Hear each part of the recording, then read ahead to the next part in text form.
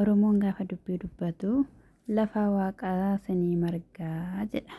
Ashamaa akkam jirtu hordoftoonni Qeedoo yuutiif marti keessan siniin jechaa Qeedoo yuutiif egaa akkuma barame subscribe like gochuudhaani wajjiniin ta'aa siniin jedha. Egaa wanti beekamaa wanti dubbachaa turre osuma inafiin bulee osoo hin ooliini Ermeelaanii waananii nama tokkotti hin himne Abrahaamitti maatii kootti kanan hin himne hiriyoota kootti kanan hin himne wanta yeroo dheeraadhaaf baachaa ture tokko har'a dubbachuun dirqama natti ta'a yoo jettu dubbatte. Inni kunis egaa maalidha jennee eegaa turre gaama ishiin dubbattutti natti ulfaate jettee baay'ee miidhameetu jira waan baay'ee ta'eetu jira jette jechuudha. Egaa yeroo kanatti Abeel fa'ii yeroo dhufanitti maaltu ture maa'inni gaafa jedhaniini waan inni isinitti himuun qaba garuu nan sodaadhe nama sodaattaa nutti mi'innaanii afaan keessa qaqqabatte himuudhaaf jette maaliifidha kana afaan keessa qabattu jedhi rakkoo hin qabu wanta si gargaaruu malu yoo jiraate ta'e si gargaara jechuudha. Abeelii dhugaa jettuyi isuma dhugaa na gargaartuyi gaafa ishiin jettuun jedhaniini Abrahaamiin afaqirra ያለው Abrahaam irra deebi'i irra jedhi jedhanii Abrahaamiin afaqirra ያለው ammame jechuudha. Akka waan dhugaa dubbachuu buraan jechuudha asitti waan tokko ittiin naani.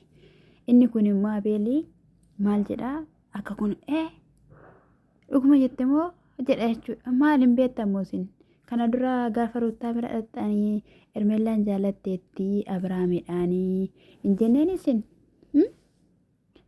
waan haaraa maaliiti dhaame waan hundumtu beekudha waan hundumti keenya iyyuu beeknudha omaa nutti himuu omaa abraarra uusan sana hin barbaachisu ture jechuudha. Na hundumtuu ni beekaa jechuudha. Isaanis immoo egaa kuni kiyyaanni jedhamu kuni jaalachuun jubbuun qabu marrakkoo qabareeti kan nama jaalachuudhaaf rakkataa ati immoo hin jaalatte Abeel immoo baga jaalatte obboleessi koo hiriyaan koo nama jaalatamuu maluudhaafidha. Isaa jaalala hin beekne faana dhaabbatiin hin ooliin jedhee yeroo darbe ani itti dubbadheetoo jira. Isa kanaafiyyuu baga jaalatte bagatti cabsite uma rakkoo hin qabu kallattii kamiiniyyuu ani si faanan jira sin jabeessaa yoo jedhuuni jajjabeesse jechuudha. Na har'aa jedhan immoo buraan immoo jechuudha deemnee riikoordii garaagaraa hin hojjanna kallattii kamiiniyyuutidhaayi ati bareediitii qamisii uffadhuutii koottu jedhuun jechuudha. Isuma dhugaa jettu muhammasin isuma dhugaa suma sirri keessan dubbachaa jirtu haasawaa jirtu naan gallanaaf gaaffii maal taatanii akkas taatan garuu Ruutaa harkaa akkoo nyaattanii dhuddanii innaasinii gadditan sinfaana gadditee innaasin gammaddan sinfaana gammaddee Ruutaan namoota oolummaa hanganan jedhamne sinii kanfaltedha. Kana hunduma eessatti naxxaniitu dubartii kaleessa dhufte faana dubartii uteelaa faana kan sinii shirri gudi jettan. Ermeellaa jechuudha. Sarbaa ishii dirasiin mee mul'atamuun ishii kana kaameraamaaniin isaa galatu kan inni dhossee baay'eedha malee jechuudha nama miidiyaa kanarratti jechuudha. Inni safeeffattuu atamma qomeennumaa namicha haadha manaa qabu abbaa daa'imaa ta'ee sin jaalladha jettuun. Bazawee kuni ishiin akkashin jettetti ana bira kanatu jira. Abrahaam bira immoo wanta jiru hin beeku kan ishiin jettudha jechuudha. Abrahaam biras jira. Sirriitti irraa mul'ata Abrahaam irraa akka inni Ermeellaa jaalatee jiru. Kalees akkatti inni mataasaa gadi qabe argitaniitti jechuudha. Waan haaraa miti kun baga gammaddan bagattiin sin gahe nyaadhaa dhugaa keekii wayii murtukaa. Garummaa wayii keessan hin wakabdu achi deemtanii waan ta'eef hin huqqattu immoo hin furdattan sila jireenya namaa borcitu akkamittiin furdattu sin. Abeel garuu ana gaaffinatti ta'e Abeel naguma moo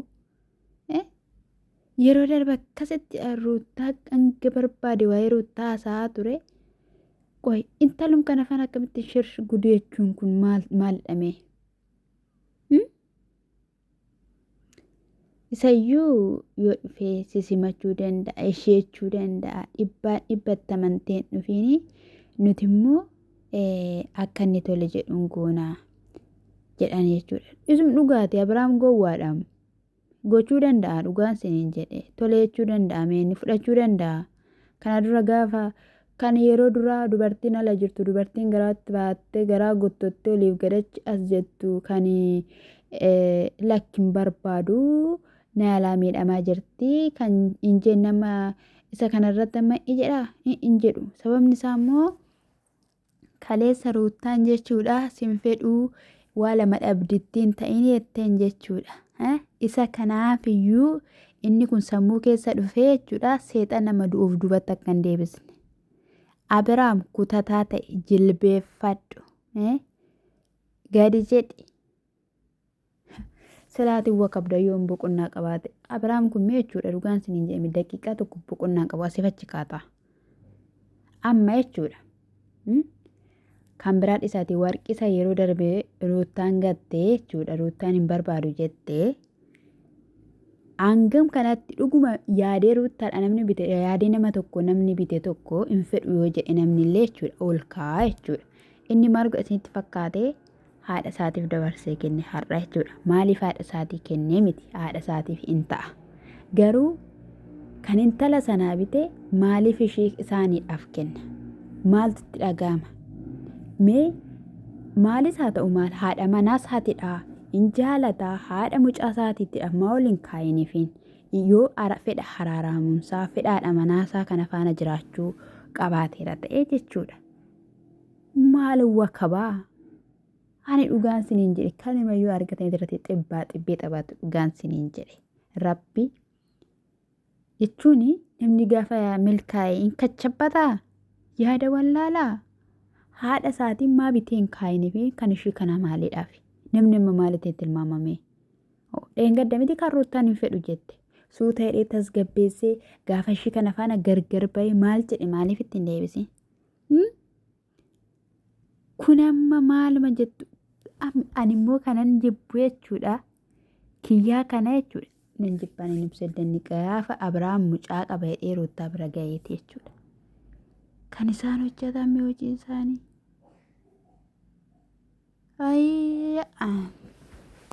Har'a gaa ishika in sirbitu moo akka miree? Onkaan dassaa lachuutu moo akkam? Wani. Nama gaddisiistu garuu dhugaa rabbii. Nama gaddisiistu. Innaa ani kan mucaa dhalate kanatu na gaddisiisa dhugaa rabbii. Maaluma laalaa akka inni guddatu maal akka baraas inni guddatu na dhiba. Lubbuu kee amaaru jireenyatti si haa deebisu kaa. Mee yaa waaqa kun nu agarsiisi otoo har'umallee gannuu lakkistanii hin bulu jedhaniiru yaa'aniiru mee hojjechiisuudhaaf babbareechuu. Wayne garuu baasawee isin dubartiin biyya keessanii fuutu kanuma akka keessan mammaraatti safuu kan gatte safeeffata kan gatte gaala irratti gaala sin okko gaala irratti gaala warra raawwachiiftanii hulluminaanti jechuudha afuuricha bara dhumaa sin jechuuni abeel buraa kiyyaa jechuun ermeellaa jechuuni hafuura bara kana ka'ee addunyaa dhuunfatee saala hisaala wal fuusisu sana jechuudha sin milixanii biyya Itoophiyaa keessa kan galtan gargar miti sin abaddan. Maallu barsiistu mee qaame isinii warra gaa'elatti hin galle gaa'el namni akkamittiin hanga kanaa jechuudha ija baasee jechuudha mee ija isaa faxaxxi godhee gaa'ela namaa gidduu galee bukeessa. Baa jireenyi isaanii keessaa isiniin jedha namni hundumtuu bahuun dadhabdan suni kachabbaaye. Namni qoyaani kan hin jedhu gaafa wanti tokkotti dhufee wanti tokko irra qaqqabee fuuluma waaqatti gadi jilbeeffatu bakka rabbi isaan barbaadu.